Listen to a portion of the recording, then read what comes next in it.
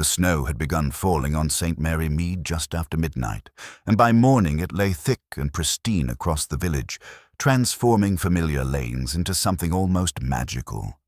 Miss Jane Marple, observing from her cottage window as she did each morning, noted with interest how the white blanket revealed so much more than it concealed. Every movement across the virgin surface would be recorded with perfect clarity, she mused, until the sun grew strong enough to erase the evidence. Rather like human nature, she murmured to herself, adjusting her spectacles. We leave traces of where we've been, whether we intend to or not. The occasion drawing her from her warm fireside was Mrs. Colonel Farley's winter fete at the Laurels, an event that had been planned for weeks despite the uncertain weather. Mrs. Farley was not a woman to be deterred by mere meteorological inconvenience, and indeed, as Miss Marple made her careful way along the snowy path, she could see that the fete was proceeding with determined cheerfulness. The Farleys' garden had been transformed with admirable ingenuity. Braziers provided warmth and light, their flames dancing against the white backdrop, while colorful bunting strung between the bare trees created an unexpectedly festive atmosphere. A large tent had been erected near the house, and the sound of voices and laughter carried clearly on the crisp air. "Miss Marple," Mrs. Farley's voice rang out as she approached. "How perfectly splendid that you've come. The snow makes everything so picturesque, don't you think? Though I confess it's rather treacherous underfoot." Mrs. Farley was a handsome woman in her 50s, possessed of the sort of robust energy that made her the natural organizer of village events. Her husband, Colonel Farley, stood nearby in conversation with the vicar, his military bearing evident even in his civilian clothes. As Miss Marple accepted a cup of hot punch and surveyed the gathering, she noted the usual cast of village characters. There was Mrs. Bantry from Gossington Hall, resplendent in her fur coat and looking about with bright, curious eyes. Dr. Haydock was present, his long face animated as he discussed something with young Peter Farley, the Colonel's son, who was home from London for the winter. Near the fortune-telling booth, she observed Mrs. Price arranging a colorful shawl over her shoulders, preparing for her role as the village mystic. But it was the newcomer who drew Miss Marple's particular attention. Raymond Ashford had arrived in St. Mary Mead 3 weeks prior, a house guest of Major and Mrs. Price. He was a pleasant-looking man in his early 30s, with the sort of easy charm that made him popular at social gatherings. Yet Miss Marple had noticed something in his manner during their brief encounters, a watchfulness perhaps, or a tendency to glance over his shoulder as though expecting unwelcome attention. This afternoon, Mr. Ashford appeared particularly restless. He stood somewhat apart from the main group, his hands thrust deep in his coat pockets, his gaze frequently turning toward the lane that bordered the Farleys' property. When Mrs. Farley approached him with the obvious intention of drawing him into conversation, Miss Marple observed that he started slightly, as though his thoughts had been elsewhere entirely. "Such a charming young man," commented Mrs. Clement, the vicar's wife, appearing at Miss Marple's elbow, "though he does seem rather preoccupied today. I do hope he's not unwell." "Indeed," Miss Marple replied thoughtfully. "One sometimes gets the impression that Mr. Ashford is carrying some burden. Of course, many young men returned from the war with troubles that don't show on the surface." The afternoon progressed with the usual mixture of gentle entertainment and social observation that characterized village gatherings. There was a treasure hunt for the children, a raffle for the adults, and the inevitable fortune-telling booth where Mrs. Price held court with dramatic flair. Miss Marple found herself a comfortable chair near one of the braziers and settled in to observe the small dramas unfolding around her. It was just after 4 o'clock when the first sign of trouble emerged. Mrs. Price appeared from her tent, her face flushed and her manner agitated. She approached Colonel Farley with obvious urgency, speaking in low, rapid tones that Miss Marple could not quite catch. The Colonel's expression grew increasingly grave as he listened, and he glanced several times in the direction of the woods that bordered his property. "Something's amiss," Mrs. Bantry observed, moving closer to Miss Marple. Look at Mrs. Price's face. She's quite pale beneath all that rouge." Before Miss Marple could respond, Colonel Farley was striding toward the house, his wife hurrying after him. Within moments, they emerged again, the colonel carrying what appeared to be a powerful electric torch. Dr. Haydock had joined them, along with young Peter Farley and several other men from the gathering. "What's happened?" called out Mrs. Clement, her voice carrying the edge of anxiety that seemed to infect the entire group. Colonel Farley paused, his military training evident in his composed manner despite the obvious urgency of the situation. "Mrs. Price has reported something rather disturbing. She believes she saw someone in distress near the woods. We're going to investigate." The group of men set off across the snow-covered lawn, their dark figures stark against the white ground. Miss Marple noted with professional interest how clearly their footsteps showed in the pristine snow, each boot print distinct and easily followed. The remaining guests clustered together, their festive mood replaced by growing unease. It was perhaps 20 minutes later when they heard the shout. Dr. Haydock's voice carried clearly across the still air, though his words were indistinct. What was unmistakable, however, was the tone of shock and alarm. Colonel Farley's voice followed, sharp with military authority. "Stay back! Don't disturb anything!" The waiting group exchanged glances of increasing concern. Mrs. Farley wrung her hands, while Mrs. Bantry moved restlessly about, clearly torn between curiosity and propriety. Miss Marple remained seated, her knitting needles moving with steady rhythm, though her eyes never left the distant figures near the tree line. When the men finally returned, their expressions told the story before any words were spoken. Colonel Farley's face was grim, while Dr. Haydock wore the professional mask he adopted when dealing with tragedy. Young Peter Farley looked distinctly shaken.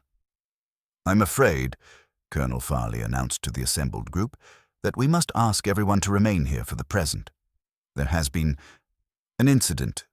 Dr. Haydock is telephoning for the police." "An incident?" Mrs. Bantry's voice was sharp with concern.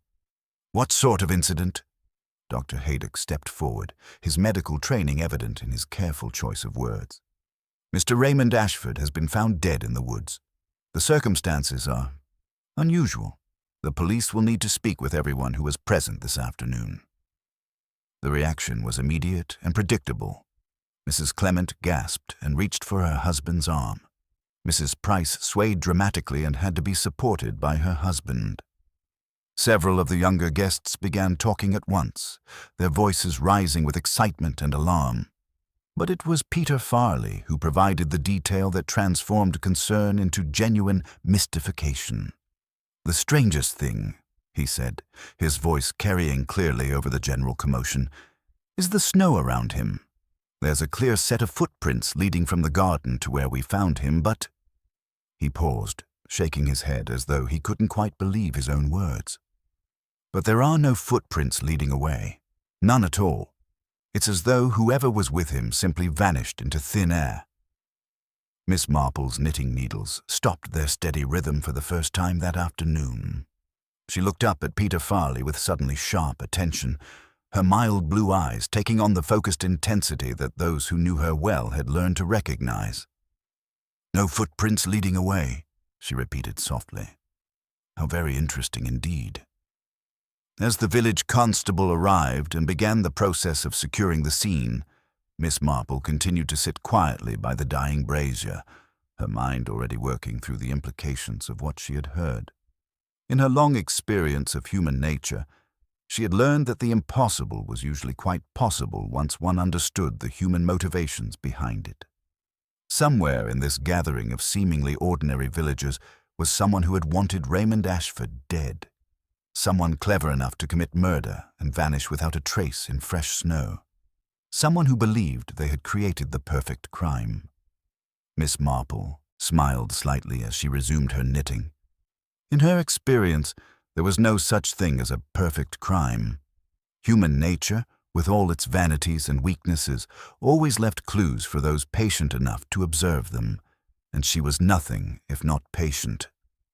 The winter fete had ended, but Miss Marple's investigation was just beginning.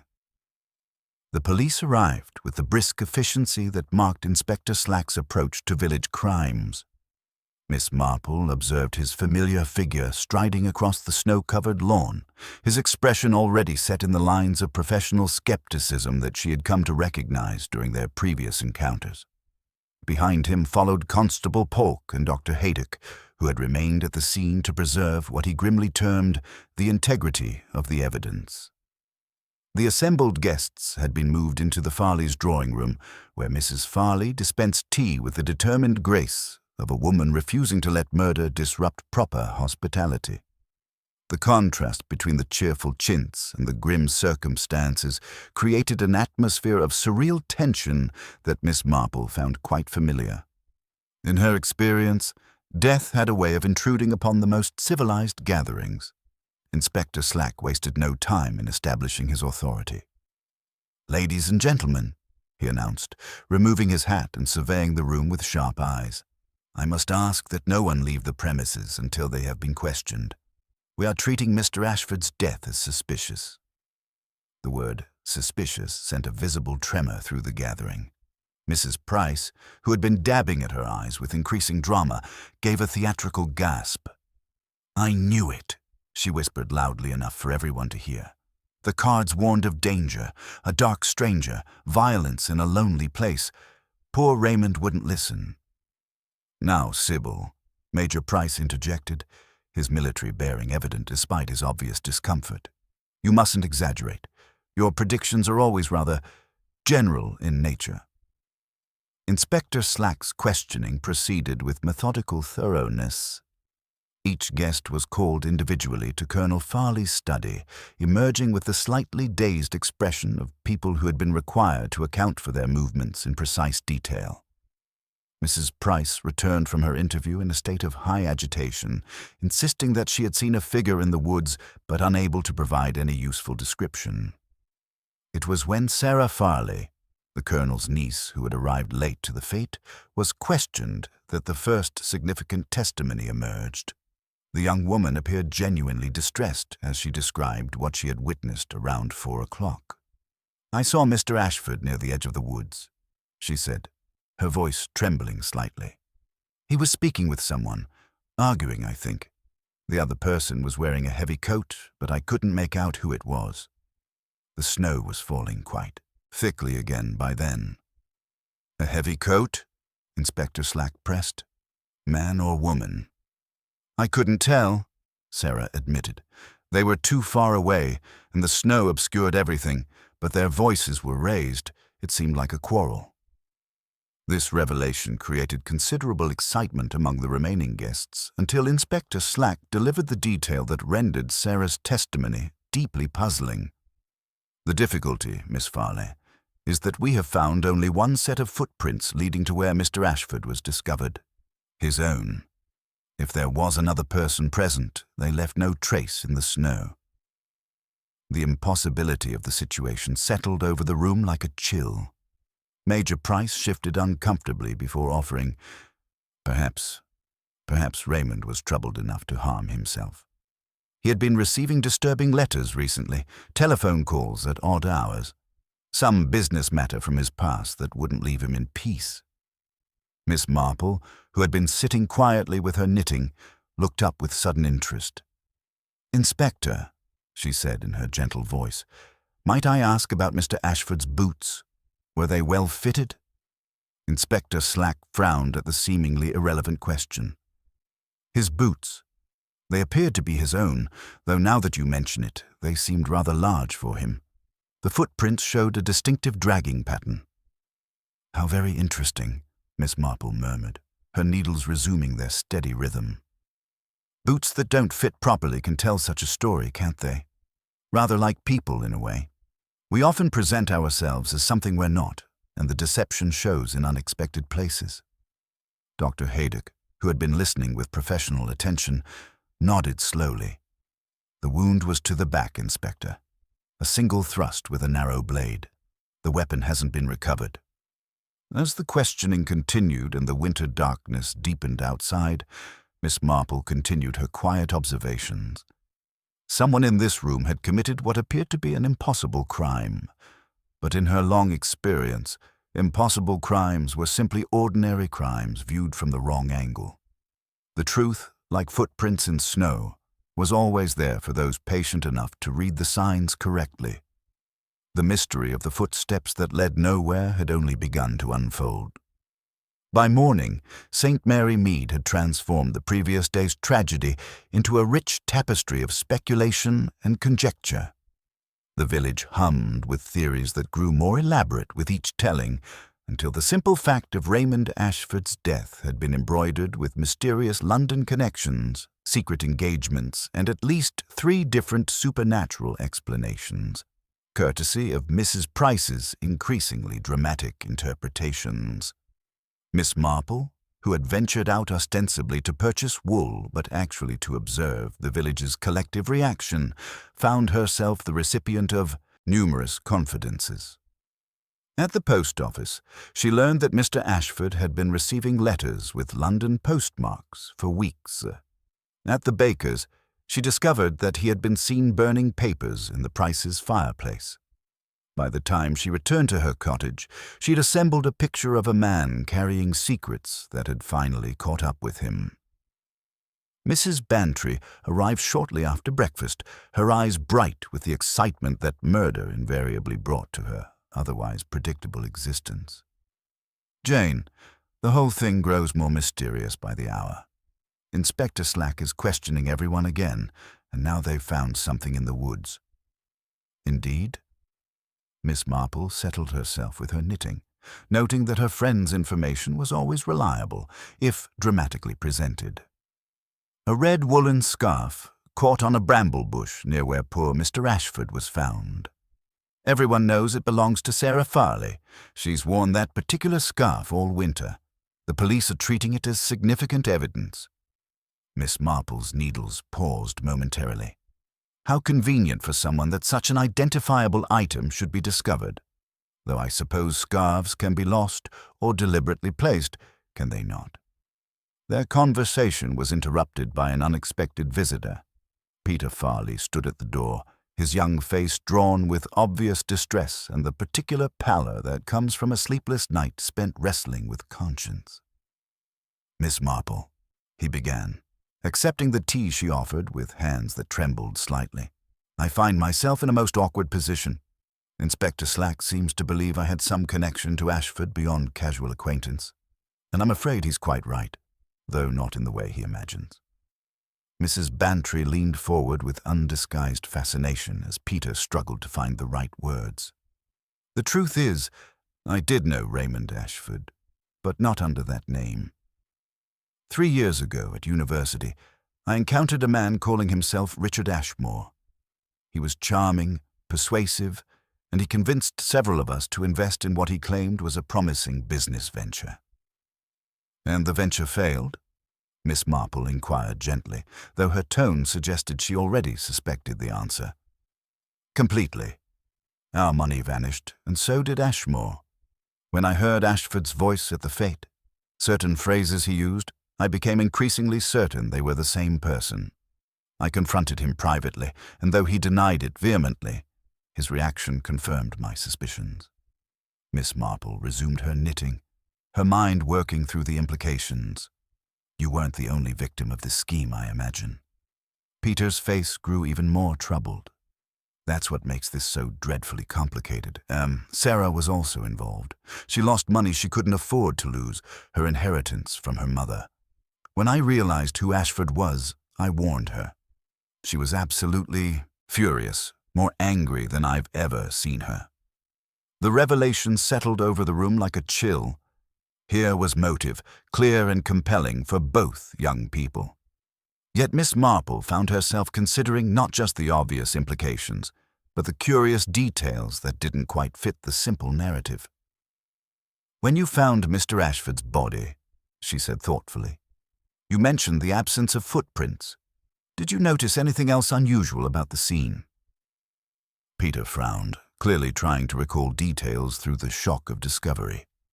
The snow around him seemed disturbed, almost swept clean in places. and his coat was buttoned incorrectly, the top button fastened to the wrong hole, as if someone else had dressed him hastily. Miss Marple's needles clicked with renewed purpose. The picture emerging was of a carefully staged scene, designed to create maximum confusion while pointing suspicion toward convenient targets. A red scarf left as evidence, footprints that led nowhere, and a victim whose past provided multiple suspects with clear motives. Inspector Slack mentioned that Mr. Ashford had been receiving threatening letters, she observed. Anonymous correspondence with a rather melodramatic tone. Yes, Peter confirmed. The last one arrived yesterday morning. Major Price saw the envelope. London postmark, typed address. Ashford destroyed it immediately, but not before Price glimpsed the message. The past is never buried deep enough. Miss Marple smiled slightly at the theatrical phrasing. In her experience, real blackmailers were usually more direct in their communications. This had the flavor of someone who had read too many sensational novels and believed that drama enhanced credibility. As Peter Farley departed, looking somewhat relieved to have unburdened himself, Miss Marple reflected on the curious nature of the case. Someone had committed what appeared to be an impossible murder, leaving behind just enough evidence to implicate others while obscuring their own involvement. The footsteps that led nowhere were beginning to make a different kind of sense entirely. Inspector Slack arrived at Miss Marple's cottage that afternoon with the particular expression of a man who found himself obliged to consult someone whose methods he publicly dismissed, but privately respected. He settled himself in the offered chair with obvious reluctance, accepting tea while maintaining the air of a busy official making a brief, necessary stop. "I suppose you've heard the village gossip by now," he began without preamble. "We've made considerable progress since yesterday. Sarah Farley has admitted to confronting Ashford near the woods, though she insists she left him alive. Claims they argued about money he'd swindled from her and her cousin. Then she walked away in anger." Miss Marple's knitting needles maintained their steady rhythm. "And the red scarf found in the brambles. Says she dropped it during their quarrel, was too upset to notice it missing until later." Slack's tone suggested he found this explanation entirely inadequate. "But we've discovered something far more significant in Ashford's luggage. A detailed notebook containing names, dates, and substantial sums of money. The man kept meticulous records of his victims." "How very methodical of him," Miss Marple observed mildly. "I suppose blackmailers must be organized in their business affairs, like any other profession." Slack leaned forward, his expression growing grimmer. "Major Price's name appears frequently in that notebook, with regular payments listed over the past 3 months. It seems our victim wasn't merely a house guest. He was systematically bleeding his host dry. A proud military man being forced to entertain his tormentor under his own roof provides quite a powerful motive." Miss Marple nodded thoughtfully. "Indeed it does. Though I confess I'm still puzzled by those footprints, Inspector. You mentioned yesterday that Mr. Ashford's boots seemed rather large for him." "They were loose, certainly. He was wearing thick wool socks, presumably to improve the fit. The prints show a distinctive dragging pattern, as if the wearer wasn't entirely comfortable in them." Slack consulted his notebook. "Size 10 boots, distinctive wear on the heel.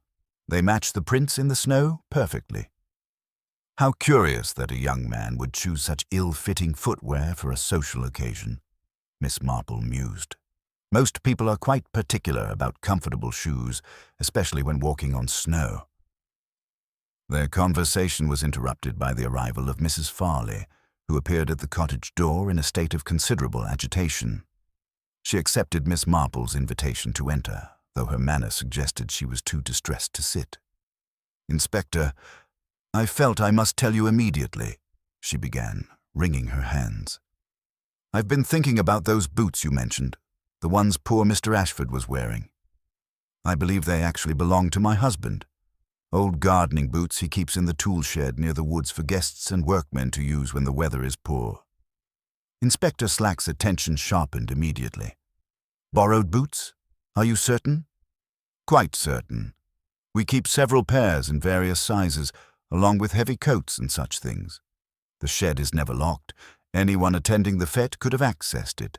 I suppose Mr. Ashford must have borrowed them when he realized his own shoes weren't suitable for the snow.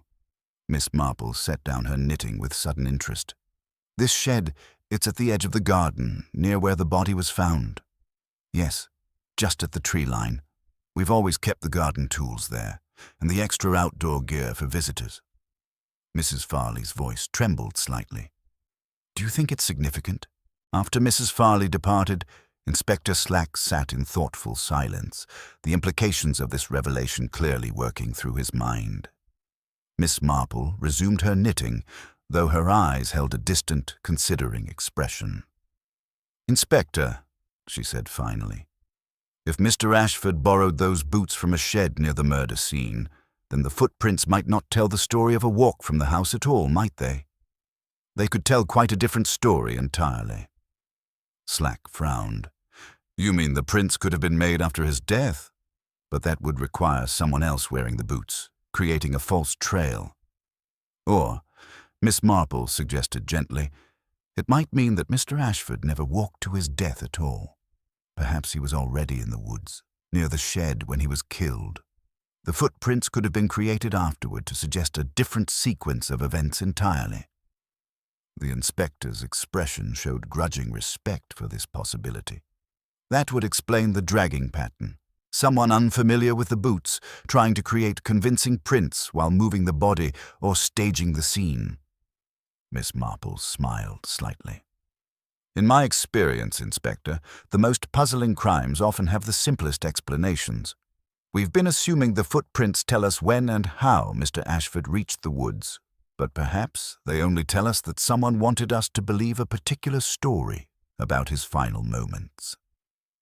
As Inspector Slack departed with this new theory to investigate, Miss Marple reflected on the growing complexity of the case. Someone had gone to considerable trouble to create an impossible crime, but they had forgotten that even the most carefully constructed deception eventually reveals the truth to those patient enough to observe the small, overlooked details that human vanity inevitably leaves behind. Inspector Slack arrived at the Prices' modest drawing room that evening with the methodical determination of a man following a clear trail of evidence. The room, with its carefully maintained but slightly worn furnishings, spoke of genteel poverty disguised by military pride and social necessity. Major Price stood rigidly beside the mantelpiece, while Mrs. Price occupied her usual chair, her theatrical manner subdued by circumstances that had moved far beyond her control. "We need to discuss these financial arrangements more thoroughly," Slack began, consulting his notebook with deliberate precision. "The payments recorded in Ashford's ledger span 3 months, always the same amount, always punctual. That suggests a relationship more complex than simple blackmail." Major Price's jaw tightened visibly. "Inspector, there are matters of honor that transcend legal definitions. Yes, I made regular payments to Raymond Ashford, but the circumstances—" He paused, glancing at his wife with obvious discomfort. "The circumstances involved family obligations that I preferred to handle privately." Mrs. Price spoke suddenly, her voice carrying an edge of long-suppressed emotion. "Clifford, we cannot continue to hide behind euphemisms. Inspector Slack must know the truth if he's to understand anything." She turned to face the policeman directly. "Raymond Ashford was not merely blackmailing my husband. There was a family connection, a relationship from before our marriage that created certain responsibilities." Miss Marple, who had been invited to provide feminine support during what Mrs. Price anticipated would be a difficult interview, looked up from her knitting with sharp attention. The careful phrasing suggested secrets that went deeper than financial impropriety. "A family connection?" Inspector Slack pressed, his tone indicating he sensed the importance of this revelation. Major Price's military bearing seemed to deflate slightly. "The young man claimed to be my son. I had no way to verify this claim definitively, but certain details he possessed about events from 30 years ago suggested it might be true. Whether genuine family feeling or calculated exploitation, I felt obligated to provide support. The admission hung in the air like smoke from a dying fire. Miss Marple's needles continued their steady rhythm, though her mind was working through the implications with characteristic thoroughness. "How very difficult for you both," she observed gently. "Such claims can be impossible to prove or disprove, yet they create such powerful emotional obligations.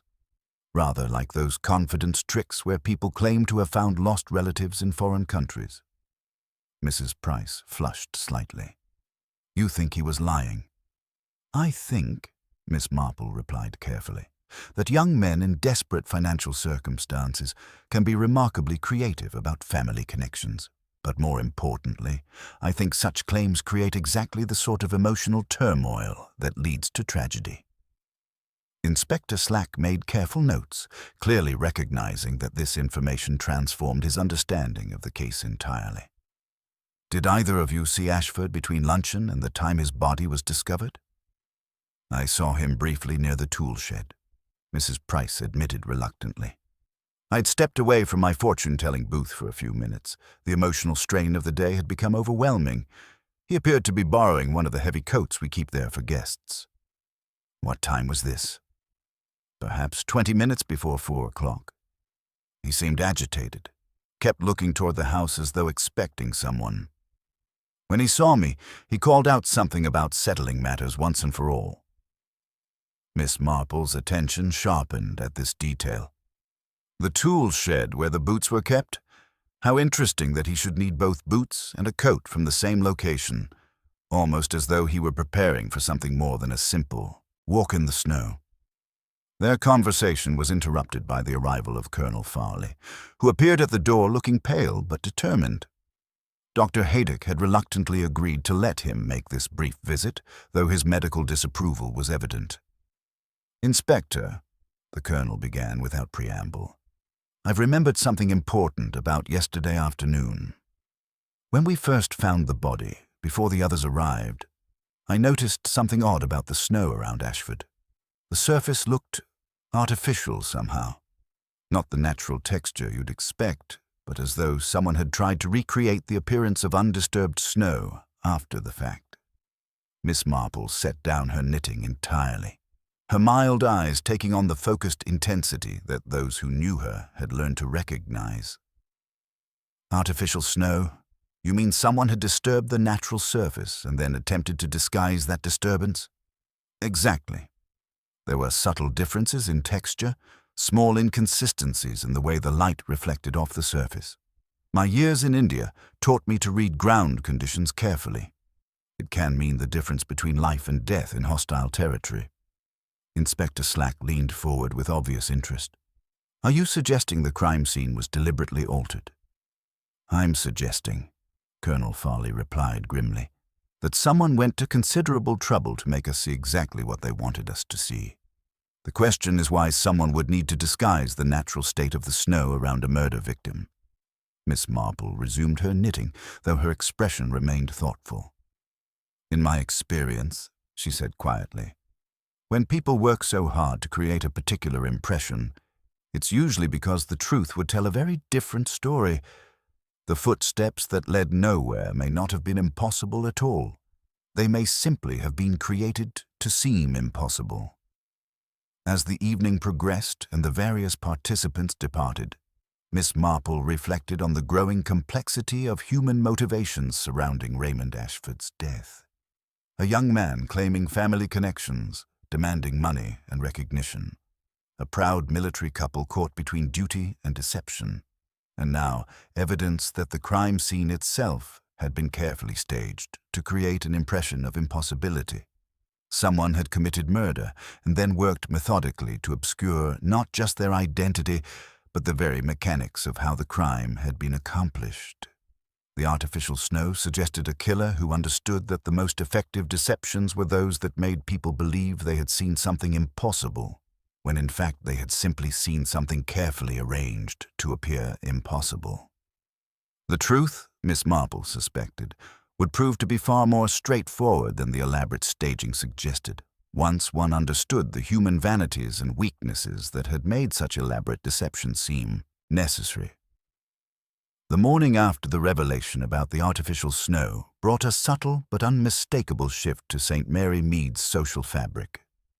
Miss Marple, observing from her cottage window as she arranged her morning tea, noted how conversations at the post office lasted longer than usual, how neighbors lingered at garden gates, and how even the most routine encounters carried an undercurrent of nervous speculation.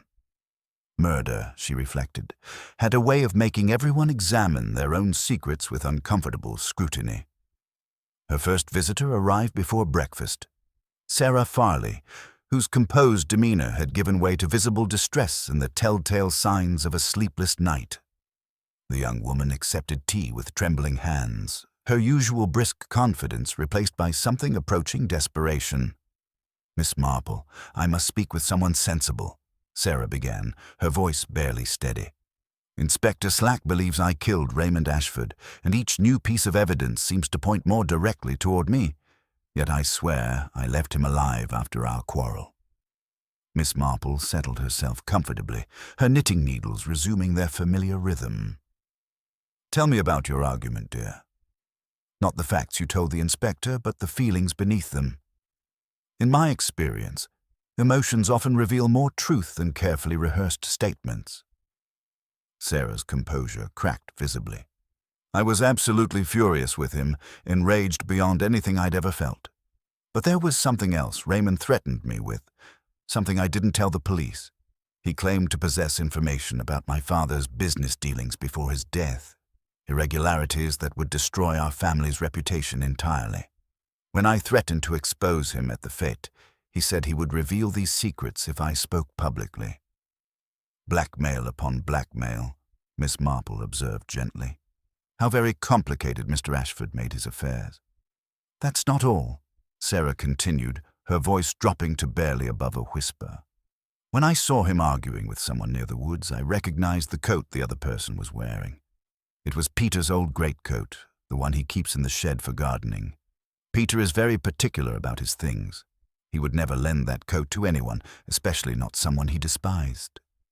Miss Marple's needles paused momentarily. Unless someone wanted very much to look like Peter from a distance, identity can be such a fluid thing when obscured by winter clothing and falling snow. Their conversation was interrupted by Dr. Haydock, whose expression suggested he brought information of considerable significance. He accepted Miss Marple's invitation to join them, though his manner indicated professional urgency.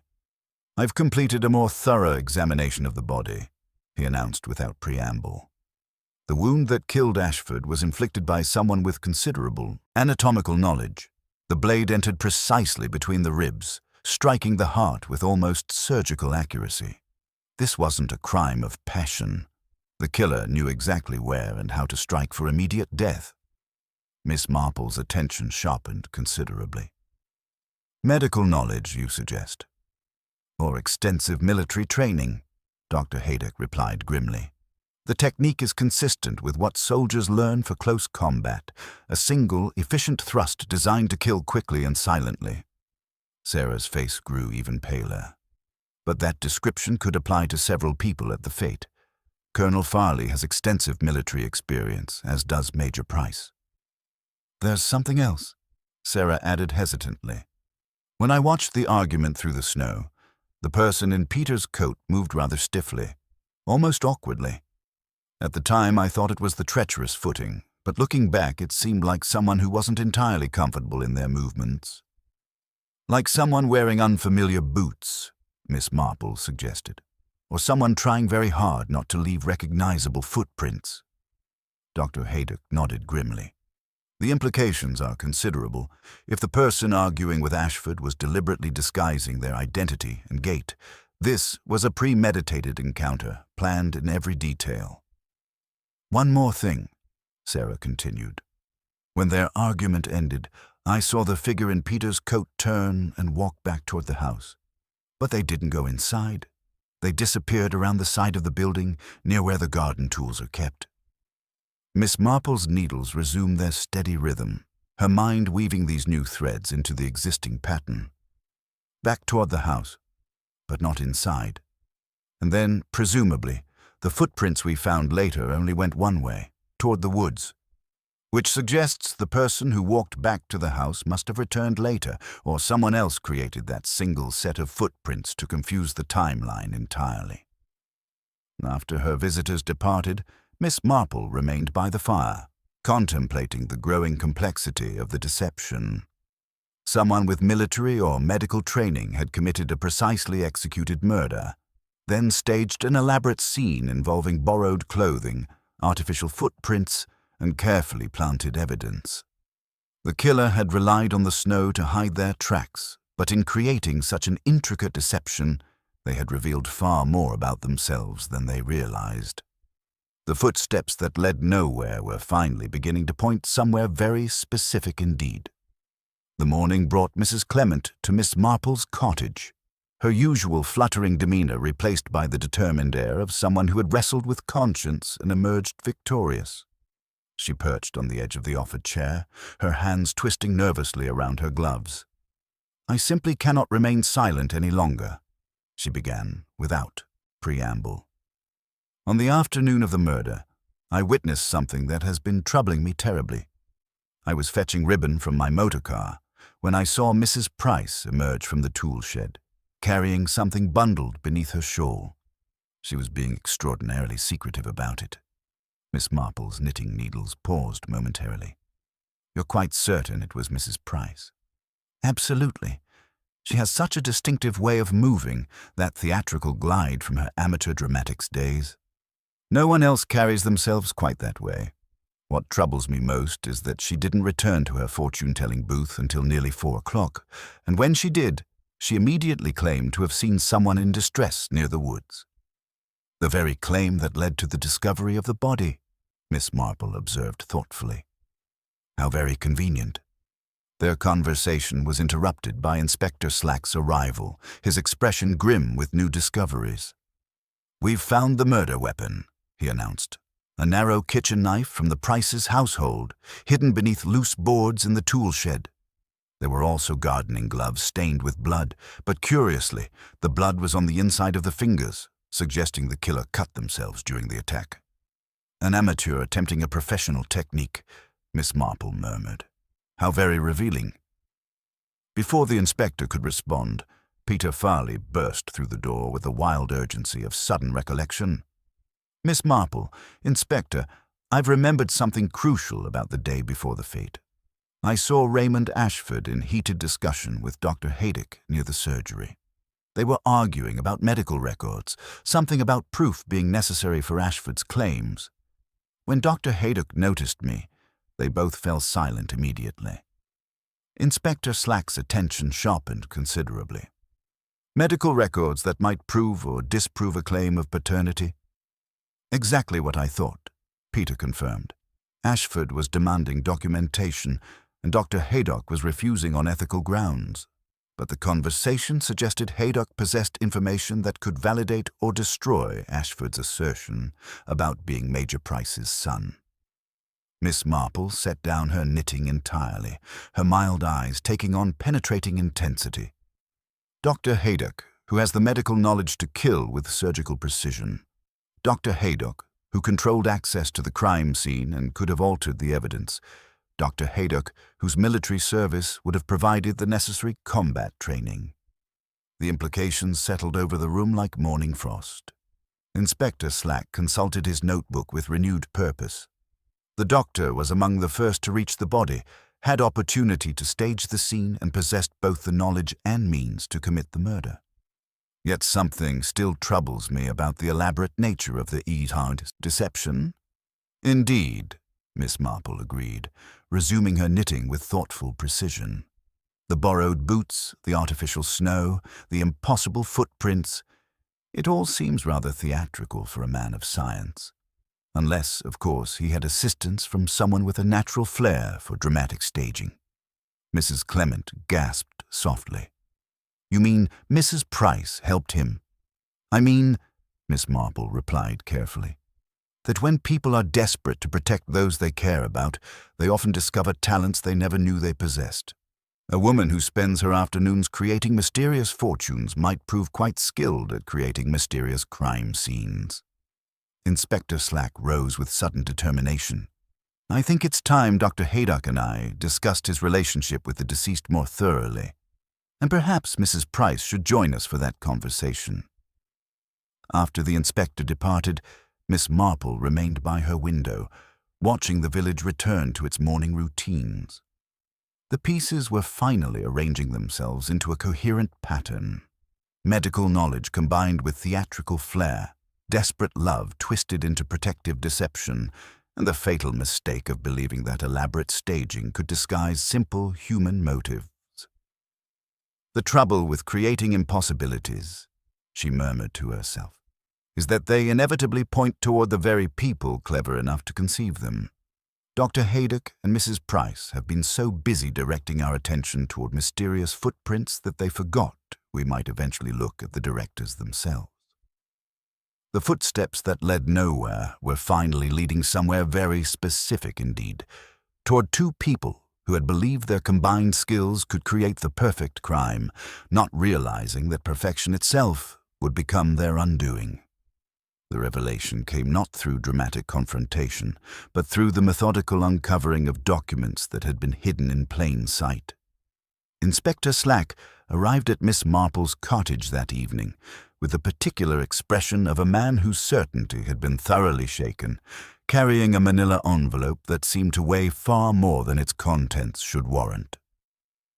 "We've found something that changes everything," he announced without preamble, settling heavily into the offered chair. Hidden in the lining of Ashford's suitcase, his original birth certificate. The man's real name was Raymond Clifford, and according to this document, his father was indeed Clifford Price. Miss Marple set down her knitting, her mild eyes sharpening with interest. So Major Price's claim about family obligations was more accurate than anyone realized. How very complicated that makes everything. "More complicated than you know," Slack continued grimly. Mrs. Price fainted when she saw the mother's name, Margaret Clifford. Turns out she was Mrs. Price's closest friend before the war. Claims she never knew about any child, but the dates match perfectly with when a young woman came to Dr. Haydock's surgery 30 years ago, desperate and frightened. The implications settled over the room like evening shadows. Miss Marple resumed her knitting, though her expression remained thoughtful. "And Dr. Haydock's involvement in all this?" "That's where things get interesting," Slack replied, consulting his notebook. "I confronted him about his relationship with Ashford, expecting to find our killer. Instead, I found a man protecting patient confidentiality, even under threat of blackmail. Ashford had somehow obtained private correspondence about an old misdiagnosis case, was using it to force Haydock to support his paternity claims. But Dr. Haydock refused? Absolutely. Said he'd resign from practice before being bullied into violating medical ethics. They argued bitterly the morning of the fete. But here's the crucial point. Haydock has an unshakable alibi for the time of the murder. He was attending Mrs. Foster in Much Benham, confirmed by both the patient and the district nurse. Time of arrival and departure documented. Miss Marple nodded slowly. People rarely lie in concert about medical visits. They lack sufficient drama to inspire conspiracy. Their conversation was interrupted by Sarah Farley's dramatic entrance, her clothes disheveled and her face pale with shock. "Miss Marple, Inspector, someone just tried to kill me. I was walking to the police station to tell you something important when someone pushed me from behind near the mill bridge. I only saved myself by grabbing the rail." Inspector Slack was on his feet immediately. "Did you see who it was?" "No, they escaped into the woods before I could turn around. But Inspector, what I was coming to tell you, I remembered something crucial about the day of the murder. When I saw that figure arguing with Raymond in the woods, they were wearing Peter's old greatcoat, but the way they moved, it wasn't Peter at all. The gait was wrong, the posture completely different." Miss Marple's knitting needles paused as she absorbed this information. "Someone deliberately borrowed your cousin's identifiable clothing to create a false impression. How very theatrical." "There's more," Slack added, his expression growing grimmer. "The laboratory analysis of those bloody gloves found in the shed revealed traces of a specific hand lotion, Glycerin and camphor mixture. Dr. Haydock uses it constantly for his chapped hands, as does Major Price for his old war injury. How inconvenient that they should share such a distinctive habit, Miss Marple observed. It rather suggests someone wanted to implicate both men simultaneously. Sarah leaned forward urgently. But that's not all. The person I saw arguing with Raymond, when their conversation ended, they walked back toward the house, but didn't go inside. They disappeared around the side, near where the garden tools are kept. Then later, we found those footprints leading only one direction, toward the woods.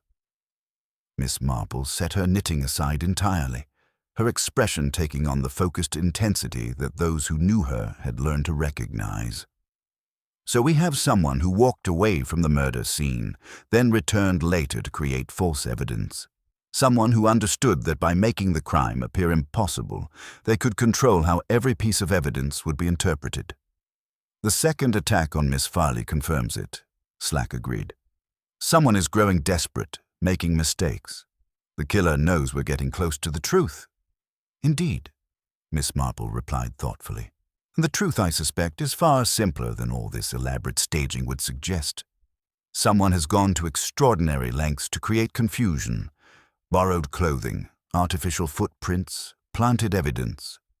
But in doing so, they've revealed more about themselves than they realize. She rose and moved to the window, gazing out at the village where lights were beginning to appear in cottage windows. The footsteps that led nowhere were never meant to hide the killer's identity, Inspector. They were meant to hide something far more fundamental about the nature of the crime itself. Someone wanted us to believe we were looking at a mystery when we were actually looking at a tragedy. The evening shadows deepened as the three sat in contemplative silence, each piece of evidence forming a pattern that pointed toward a truth none of them had quite grasped. But Miss Marple could feel it approaching, like dawn breaking over a landscape that had been obscured by artificial fog. Soon, very soon, the footsteps would lead exactly where they had always been intended to lead. To a human heart driven by desperation to commit the one act that could never truly be hidden, no matter how elaborate the deception that followed.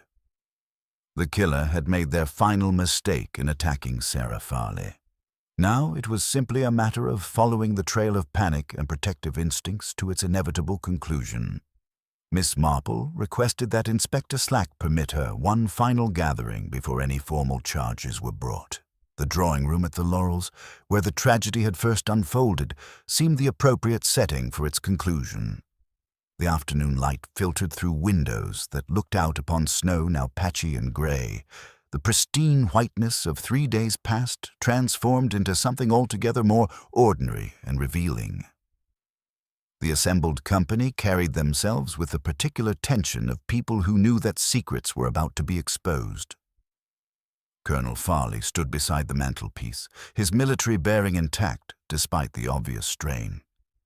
Mrs. Farley occupied her customary chair, while Major and Mrs. Price sat together, their hands occasionally touching in mutual support.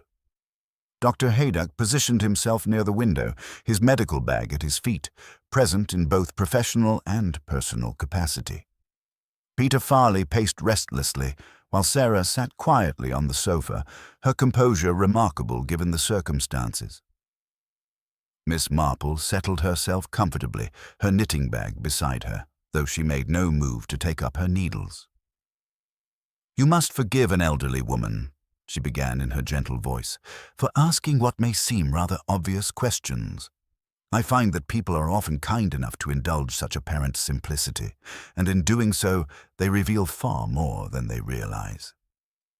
Inspector Slack, standing by the door with Constable Polk, nodded for her to continue. The room held its collective breath. "We have all been fascinated by the mystery of the footsteps that led nowhere," Miss Marple continued thoughtfully.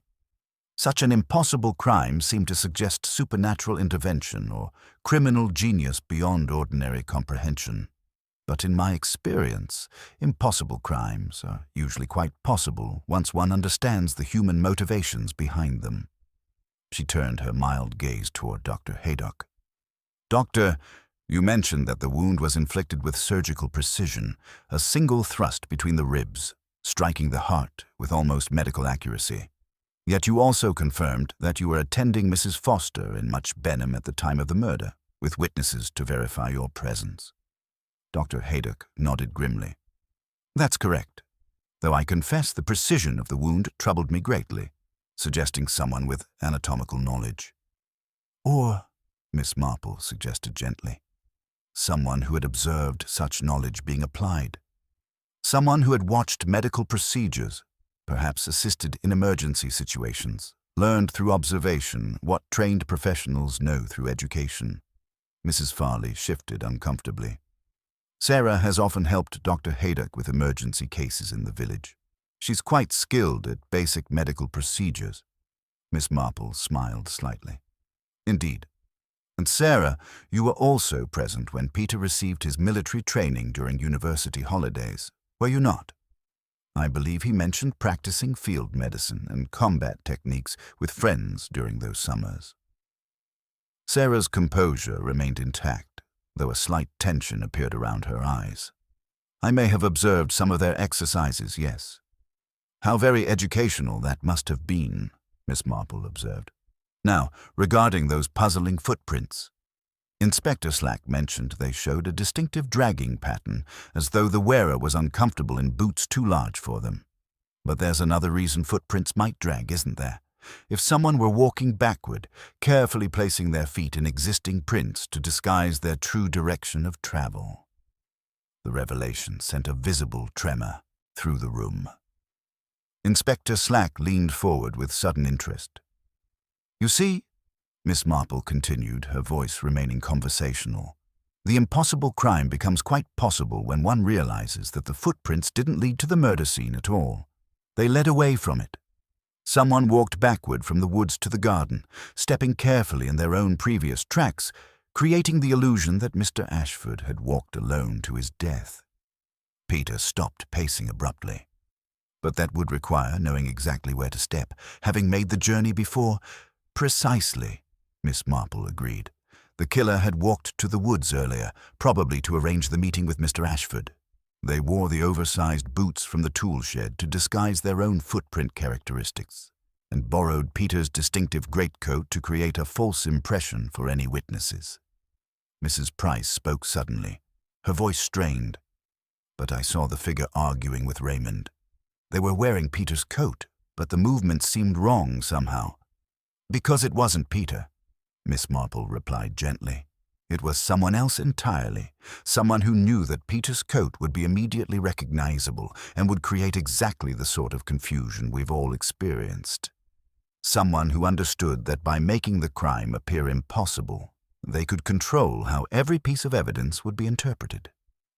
She turned her attention to Sarah, whose stillness had become almost unnatural.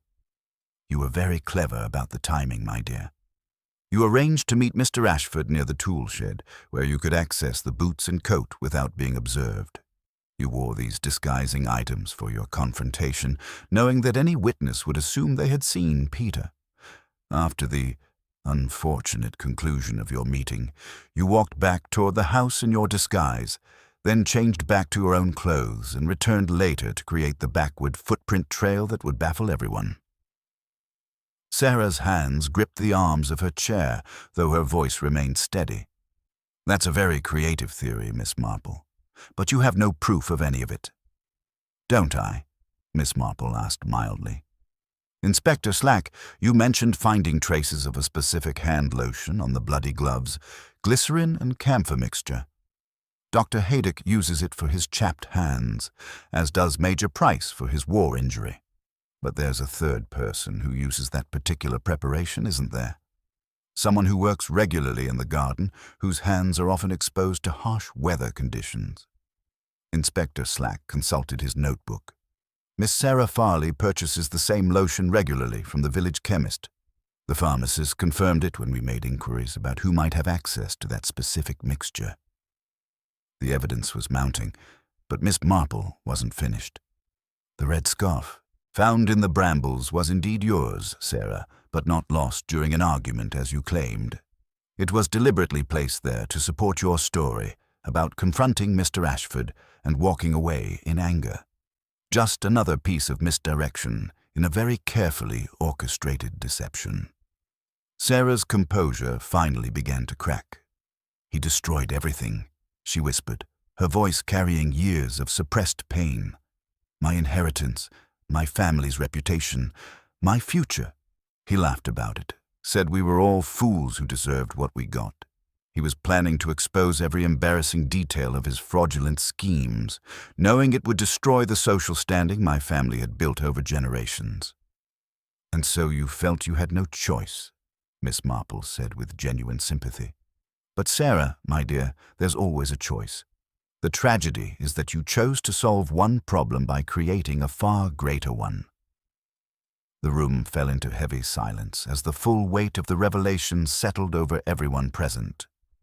Sarah sat perfectly still, tears finally beginning to flow down her cheeks, while her family members struggled to comprehend the transformation of their composed, capable Sarahs into someone driven to murder. "The footsteps that led nowhere," Miss Marple concluded sadly, "were created to lead us away from the simple, terrible truth that sometimes good people do evil things when they believe they have no other options. But there are always other options, if we're brave enough to face them." Inspector Slack stepped forward with the formal gravity that marked the end of a murder investigation. "Sarah Farley, I'm arresting you for the murder of Raymond Ashford." As the official proceedings began, Miss Marple reflected once more on the curious nature of human pride and desperation. Someone had committed an elaborate crime, complete with impossible footprints and theatrical misdirection, all to preserve a family reputation that was ultimately less important than a human life. The footsteps that led nowhere had finally led to the most human of tragedies, the destruction of one life in a misguided attempt to protect others. The mystery was solved, but the sadness of it would linger long after the snow had completely melted and spring had returned to St. Mary Mead. Spring arrived in St. Mary Mead with the tentative warmth that follows a harsh winter, and with it came the gradual healing that time brings to even the deepest wounds. The snow had vanished completely, leaving behind gardens that seemed almost surprised to find themselves exposed once more to daylight.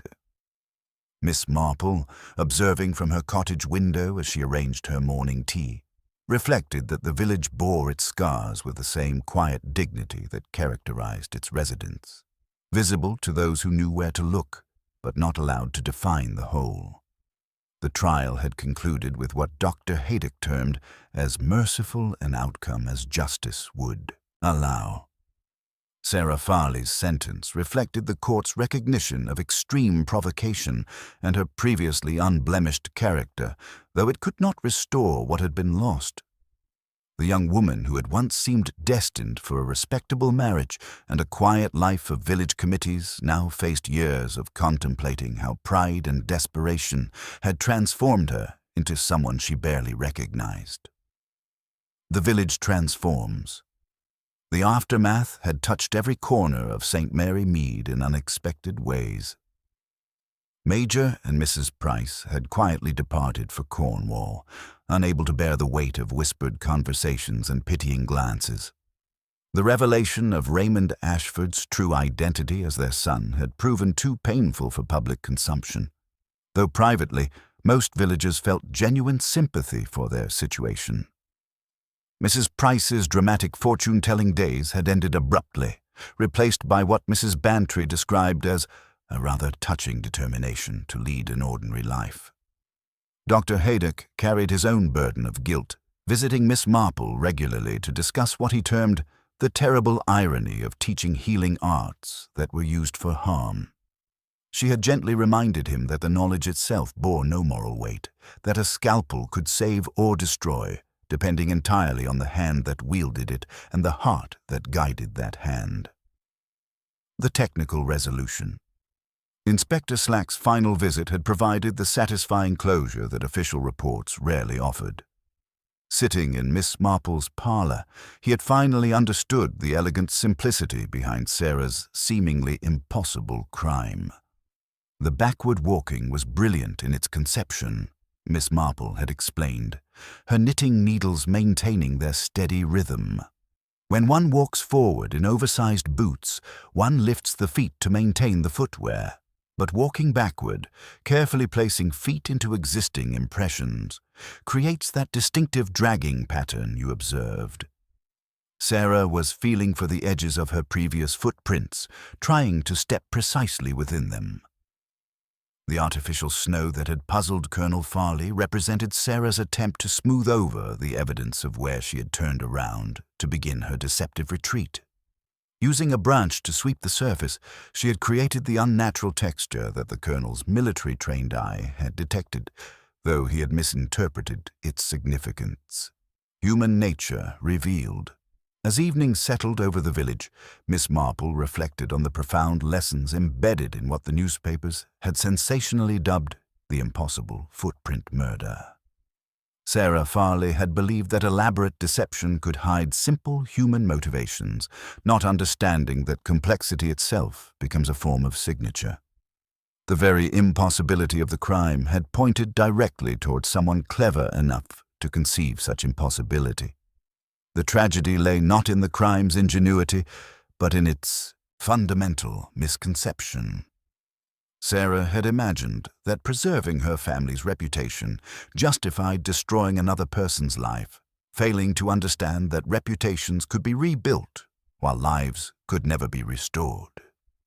Her backward walk through the snow had become a perfect metaphor for her approach to the crisis. Trying to retrace her steps and hide where she had been, rather than moving forward to face the consequences of her actions. The enduring lesson. Mrs. Bantry had observed during one of her regular visits that one never really knows people, does one? Miss Marple had gently corrected this assessment. One knows them by what one notices, and what one chooses not to notice. There were indications if anyone had been looking. That sharp way Sarah sometimes answered questions, the way she watched people who possessed what she had lost. The case had reminded everyone in St. Mary Mead that beneath the surface of ordinary village life lay depths of passion and desperation that could transform decent people into killers. Yet it had also demonstrated the resilience of human communities, their capacity to absorb tragedy and continue functioning with quiet determination. Conclusion. As Miss Marple resumed her knitting in the gathering dusk, she understood that the mystery of the footsteps that led nowhere had finally led somewhere profoundly important, to a deeper appreciation of human complexity and the dangerous territories that pride and fear could create in otherwise ordinary hearts. The snow had melted, spring had arrived, and St. Mary Mead would heal, as it always did. Tomorrow would bring new puzzles, new observations of human nature, new opportunities to understand the endless complexity of the human condition. But tonight, she would simply sit by her fire and remember that even in the darkest crimes, there remained the possibility of understanding, redemption, and perhaps, eventually, forgiveness. The footsteps that had led nowhere had ultimately led to wisdom, the most valuable destination of all. The daffodils in Miss Marple's garden bloomed with particular vigor that spring, as though nature itself was determined to demonstrate that life persists despite human tragedy. Several months had passed since the trial concluded, and St. Mary Mead had settled into the quiet rhythm of a village that had absorbed its scandal and emerged, if not unchanged, then at least functional. The snow that had recorded Sarah Farley's impossible footprints had long since melted, leaving behind only memories and the sort of hard-won wisdom that comes from witnessing the depths to which ordinary people can sink when pride and desperation converge. Miss Marple maintained a neat bundle of newspaper clippings in her writing desk, not from any sense of pride. Her name was barely mentioned in the sensational headlines, but because she believed in keeping careful records of events one had lived through. Human memory, she had observed, could be every bit as misleading as manufactured footprints in snow, and the truth had a way of becoming embellished or diminished depending on who was telling it. The village transforms. The aftermath had touched every corner of St. Mary Mead in ways both subtle and profound. Major and Mrs. Price had quietly departed for a cottage in Devon, unable to bear the weight of whispered conversations and pitying glances. The revelation that Raymond Ashford had been systematically deceiving them about his identity had proven too painful for public consumption, though privately, most villagers felt genuine sympathy for their situation. Their cottage now housed a retired civil servant and his sister from Cheltenham, drawn by St. Mary Mead's reputation as a remarkably quiet village, a description that caused considerable amusement among long-time residents. Dr. Haydock had weathered the storm with characteristic stoicism, though Miss Marple noted that he carried himself with the particular gravity of a man who had learned uncomfortable truths about the limits of his professional obligations. He visited her regularly, ostensibly to check on her health, but actually to discuss what he termed the terrible complexity of human motivations. She had gently reminded him that knowledge itself bore no moral weight, that medical skills could heal or harm, depending entirely on the heart that guided their application. Understanding the deception. It was Peter Farley who provided the most poignant reflection on the tragedy during his farewell visit before returning permanently to London. He found Miss Marple in her garden, wielding a trowel with the same precision she applied to unraveling human mysteries. "I understand the mechanics of it now," Peter said, settling on the wooden bench beneath her apple tree. "The backward walking, the borrowed clothing, the artificial snow. But I still struggle with why Sarah chose such an elaborate method. Why create an impossible crime when a simple deception might have sufficed?" Miss Marple straightened up, brushing soil from her gloves. "Sarah was a perfectionist, you know. I recall watching her arrange flowers for the altar last Easter. She would adjust a single lily for 20 minutes until it sat precisely so. People like Sarah don't simply want to solve a problem. They want to control the narrative of the solution." She paused, considering her words carefully. By making the crime appear impossible, she felt she was elevating it above common brutality. If it was a puzzle, an intellectual conundrum, then it wasn't just a sordid murder committed by a desperate woman in a snowy wood. The backward walking was a metaphor, you see. She was trying to retreat from the act even as she committed it, keeping her eyes fixed on the safety of respectability while stepping further into moral darkness. The deeper truth. The vicar, Leonard Clement, appeared at the garden gate just then, his kind face lined with the fatigue of ministering to a fractured parish. "We all leave tracks," he observed, leaning thoughtfully against the gate. The tragedy of poor Sarah was that she believed she could walk through the world without leaving a mark. She thought she could protect her family's reputation by becoming invisible, by creating a scenario where no one had been there at all. But we are corporeal beings. We displace air. We disturb snow. We cannot help but be seen. Miss Marple nodded, her eyes drifting toward the distant woods where green canopy was already hiding winter's scars. "It reminds me of young Tommy Simmons, the butcher's boy. He used to walk backward through my flower beds to make me think a thief had entered from the road rather than the lane. He thought he was being terribly clever, but he forgot that he was crushing the petunias regardless of which direction his toes pointed." Sarah was so focused on the direction of her footprints that she forgot she was crushing a life. Moving forward. As Peter departed with purposeful stride and gaze fixed firmly on the horizon, Miss Marple reflected that people rarely became different after committing terrible acts. They simply became more themselves. Circumstances stripped away training and habit, revealing the character that had been formed long ago. Sarah's elaborate deception had revealed not just her guilt, but her fundamental inability to face consequences directly, her need to transform even her crimes into puzzles that might somehow be solved rather than endured. The village would heal, as villages always did. New scandals would emerge, new mysteries would present themselves, and the human drama would continue its eternal performance. But the lesson of the footsteps that led nowhere would remain. That the paths we choose and the paths we try to hide ultimately define who we become. Miss Marple picked up her trowel, her eyes sharp as the spring sky. In St. Mary Mead, one never knew what the next turn of the spade might uncover.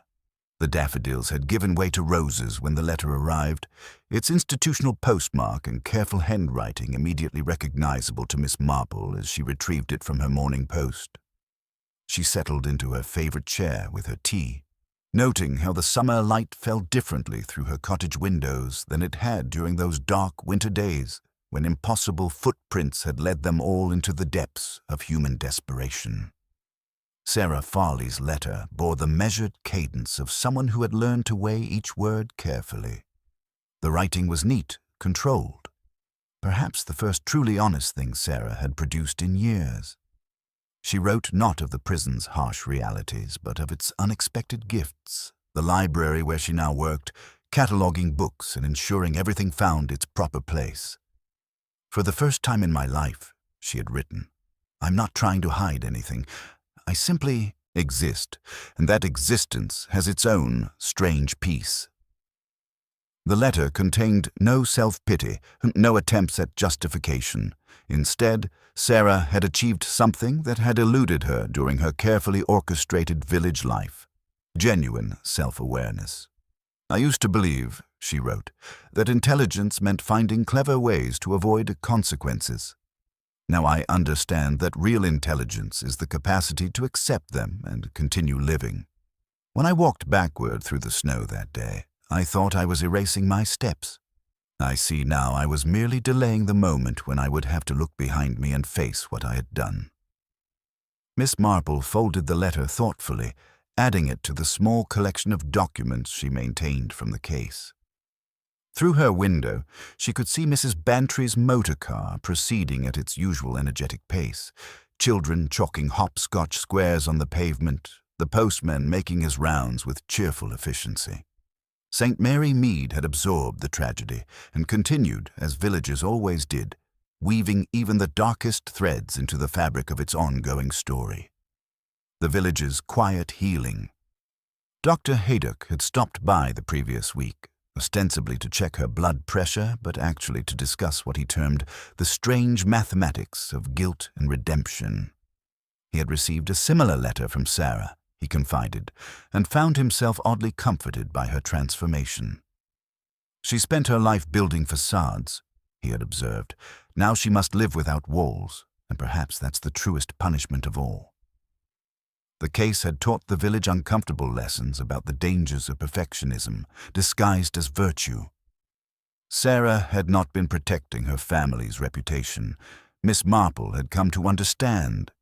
She had been protecting her image of herself as someone whose family possessed an unblemished reputation. The distinction seemed subtle, but proved profound, the difference between love and vanity, between genuine care and elaborate self-deception. The deeper truth revealed, Inspector Slack had visited recently as well, no longer in official capacity, but as someone still puzzled by the psychological complexities he had encountered. "Those backward footprints still haunt me," he had admitted. "The sheer calculation required, the cold planning of it all." "Not cold," Miss Marple had gently corrected. "Desperate." Sarah wasn't calculating. She was terrified. Terror makes people inventive in ways that mere calculation never could. She was trying to reverse time itself, step by step, hoping that if she could erase the evidence of her presence, she could somehow erase the act that had brought her there. The elaborate nature of the deception had revealed more about Sarah's character than any simple crime could have done. Someone who needed murder to be complicated, intellectual, puzzle-like, because they could not bear for it to be what it actually was, a moment of human failure, brutal and irreversible. Final reflections.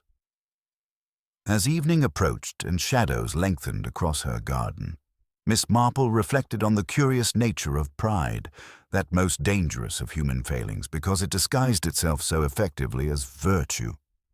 The footsteps that had led nowhere had been created by someone who believed she could walk through the world without truly touching it, without being fundamentally altered by her choices. But human beings, like footprints in snow, left traces whether they intended to or not. The tragedy of Sarah Farley was not that she had committed murder, though that was tragedy enough, but that she had spent her entire life believing she was the sort of person incapable of such an act. When that carefully constructed identity was threatened, she had discovered she valued it more than another person's life. Miss Marple picked up her knitting, her needles resuming their familiar rhythm. Tomorrow would bring new conversations at the post office, fresh observations of human nature, perhaps even another mystery requiring her particular form of patient attention. The case of the impossible footprints was closed, but the lessons it had taught about human nature, pride, and the dangerous territories that desperation could create in otherwise ordinary hearts would endure. In St. Mary Mead, as in life itself, the truth eventually emerged from beneath whatever snow had covered it, and with that truth came the possibility, however distant, of understanding, acceptance, and perhaps even redemption.